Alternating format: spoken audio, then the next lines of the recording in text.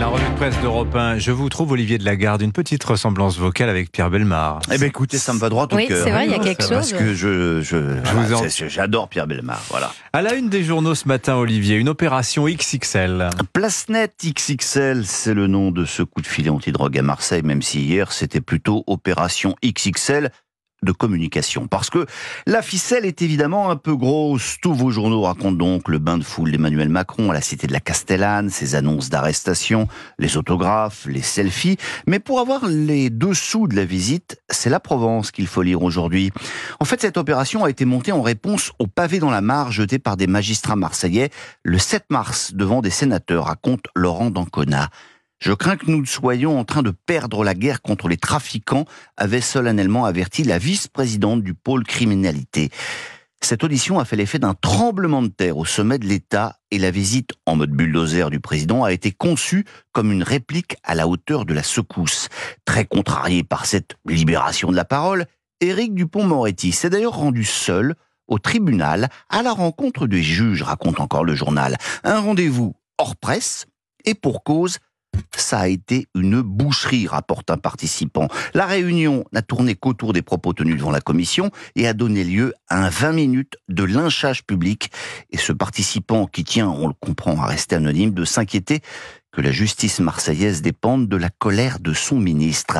Quant aux arrestations, les policiers marseillais joints par la Provence remettent un peu les choses en perspective. C'est de la police communication, confie un haut gradé, mais ça a l'avantage de secouer le cocotier. Une chose est sûre, ce ne sont pas des gros poissons qu'on a arrêtés, on est sur des queues de commission rogatoire, pas sur du chaud bouillant. De toute façon, quand tu annonces que tu vas rester 3 semaines, tu sais que tous les gros mecs vont se barrer, c'est la limite de l'affichage. Un dernier détail raconté par la Provence. Hier soir, après le départ d'Emmanuel Macron, sur les boucles Telegram des trafiquants, on annonçait que le Kofi avait rouvert à Castellane. Mais quoi d'autre dans les journaux ce matin, Olivier ? D'abord, Éric Ciotti, qui dans Les Échos menace le gouvernement d'une censure. Alors que Bruno Le Maire hésite à présenter un budget rectificatif, le président des LR dénonce la gestion calamiteuse des finances publiques et du gouvernement qui doit donc être censuré, dit-il. Alors lui ne censure pas, il offre même ses services à l'équipe de France de foot olympique. Karim Benzema aimerait bien en être. On sait que Thierry Henry aura le droit de retenir 3 joueurs de plus de 23 ans pour le tournoi olympique. Eh bien, l'enfant terrible du foot français le déclare à l'équipe, les JO, pourquoi pas? Bien sûr que ça peut être top. Il doit s'ennuyer en Arabie Saoudite, le pauvre Karim Benzema. On passe à la parabole du bagage SNCF. Mais de quoi s'agit-il ? C'est top là aussi. De la chronique que signe Gaspard Koenig ce matin dans Les Échos. Alors que la simplification administrative est sur les rails, nous promettons, voilà un exemple de ce désir masochiste de complexité, écrit-il. Désormais, dans le train, nous aurons le droit de voyager avec, écoutez bien, seulement 2 bagages mesurant 70 par 90 par 50 et 40 fois 30 par 15. Et n'oubliez pas votre double décimètre. Mais il y aura aussi la possibilité de prendre un bagage spécial. 3e bagage, non, car la liste est restrictive. Vous aurez droit à des skis, mais dans une housse. Et là, bingo, pas de restriction de taille. Ou un vélo, mais sans les skis. Et là, la possibilité d'avoir un sac à dos est conditionnée au fait qu'il soit plié ou non. Le vélo, pas les skis. Oh là là. La parabole du bagage SNCF est fascinante, écrit Koenig. Elle met parfaitement en lumière la logique qui préside à ce type de folie normative. Bref, ceux qui aiment Kafka prendront le train. Mais on va terminer par un autre film. Tenez, écoutez cet extrait. On n'est pas bien?